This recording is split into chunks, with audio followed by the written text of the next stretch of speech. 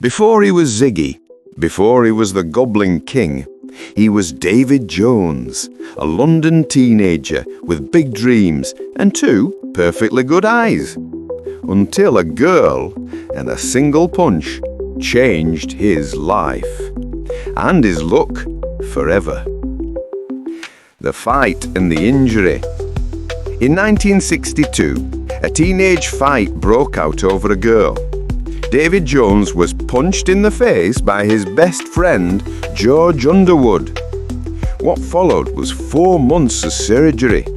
The doctors could not save the eye fully. The damage left him with a condition called anisocoria.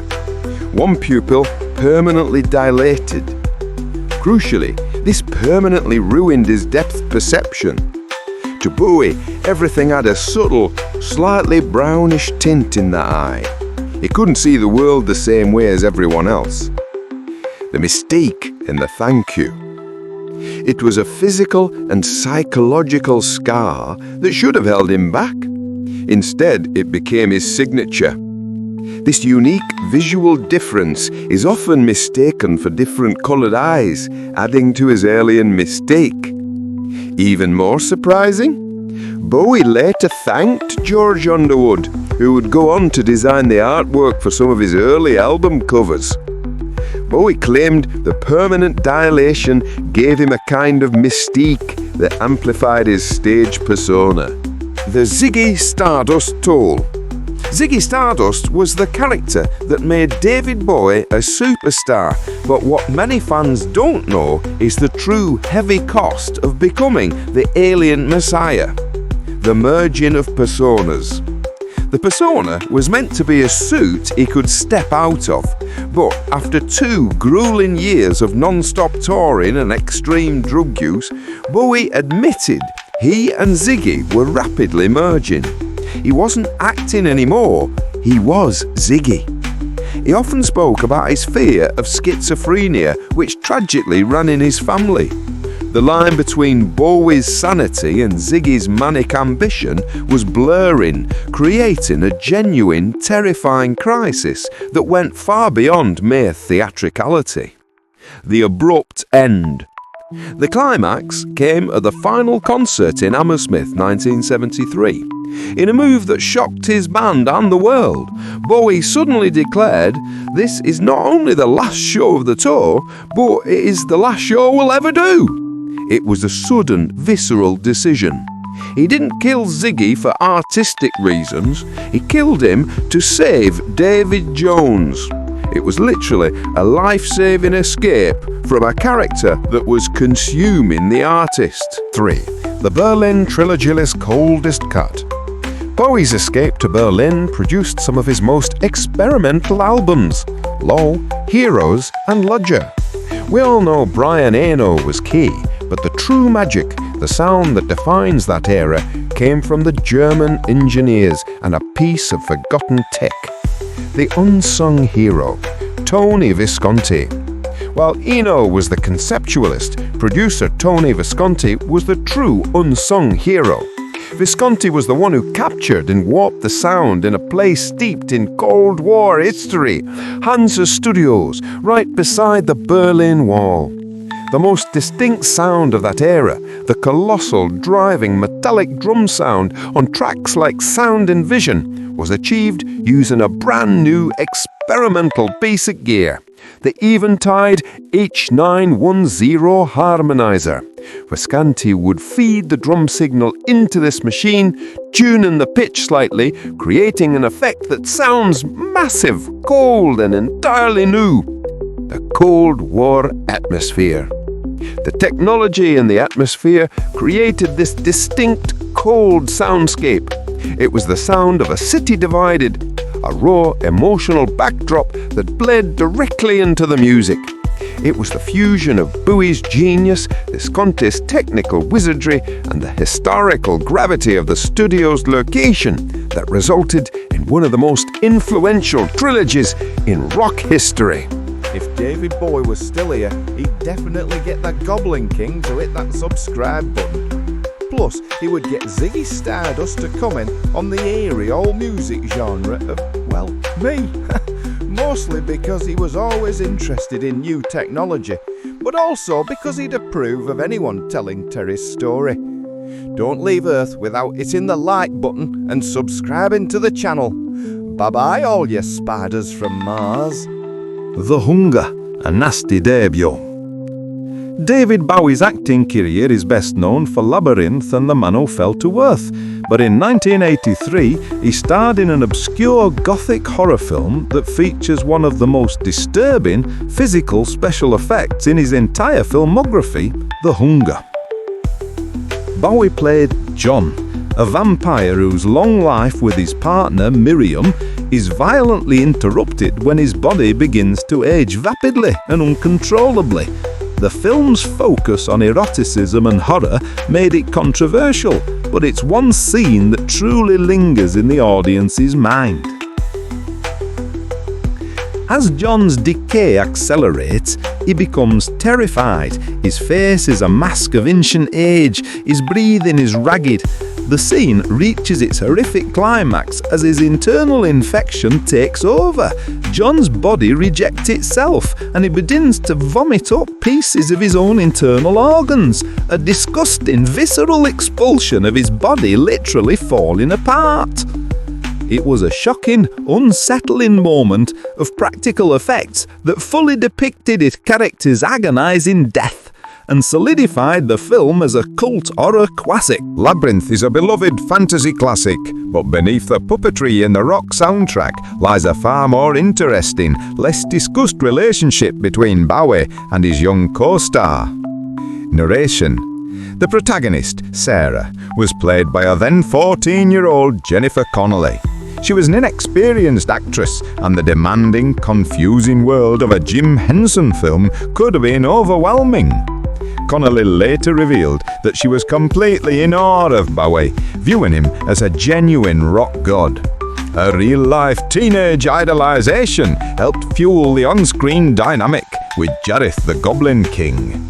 Bowie recognized her nervousness and took her under his wing, becoming a mentor on set. Narration. Their dynamic was critical. The sinister, alluring, adult charm of Bowie needed a genuine, relatable teenage reaction. The awkward tension you see on screen wasn't just acting, it was the real-world reflection of a young actress trying to hold her own opposite a global superstar. That professional bond and Bowie's kindness were key to making the film's fantasy, coming-of-age story work. Transition cue. Cut to a 1-second title card 06, The Financial Visionary. David Bowie's elder half-brother, Terry Burns, was a pivotal figure in shaping his artistic identity, though their relationship was complex and tragic. Burns, born 10 years before Bowie to the same mother, introduced young David Jones to a world beyond suburban England, exposing him to modern jazz, Beat Generation literature and philosophy. However, as Burns struggled with schizophrenia and spent much of his adult life in and out of psychiatric institutions, he also became a source of both inspiration and profound anxiety for Bowie. Influence on Bowie's art and themes. Early inspirations.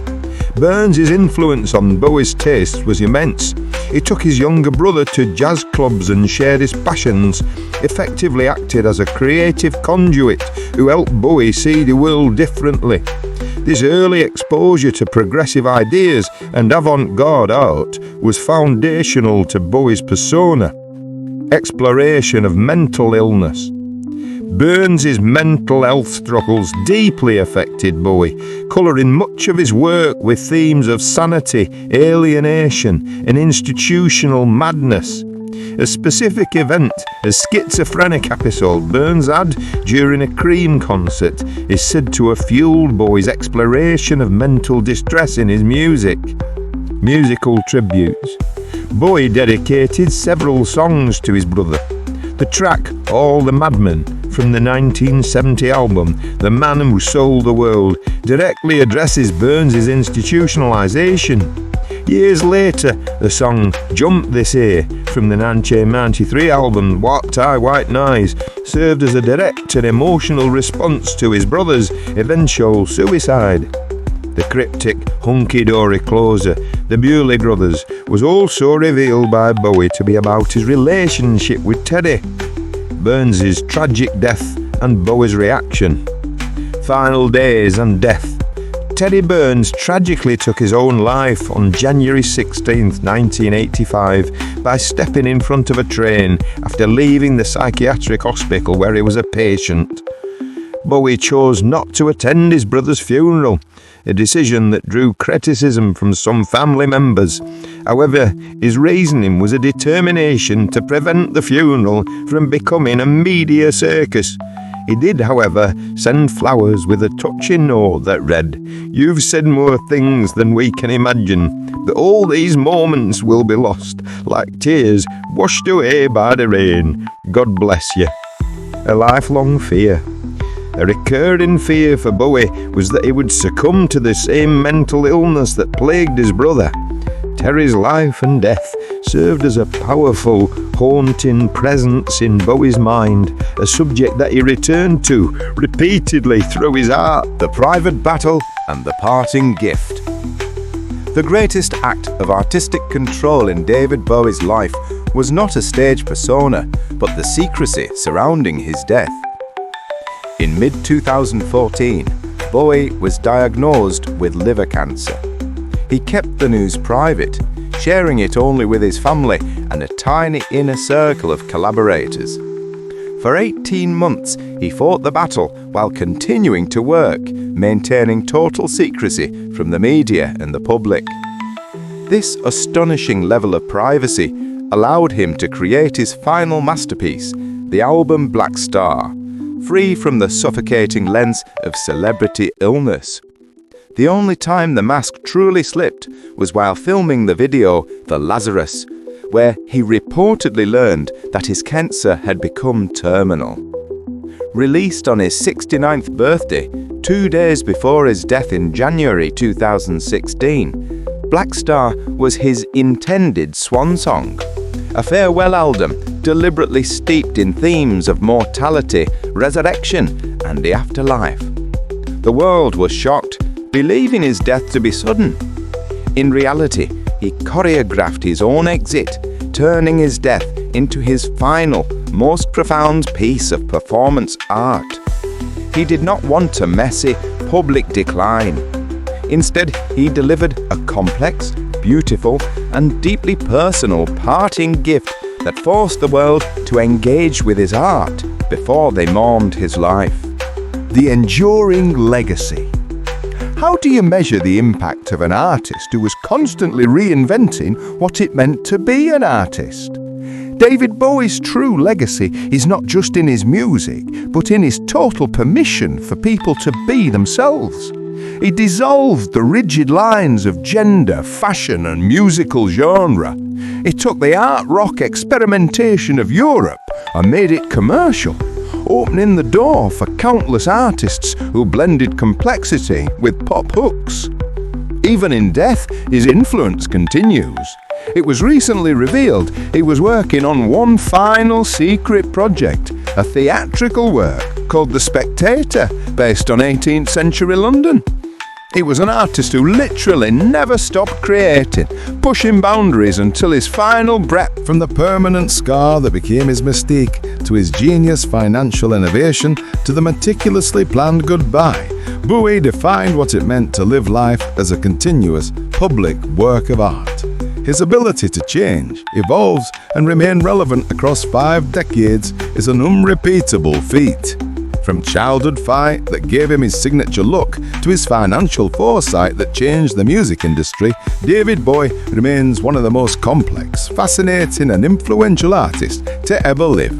If you found this dive into the deep cuts engaging, hit the like button and subscribe for more. I've been Anthony from 10 of the Best. See yas.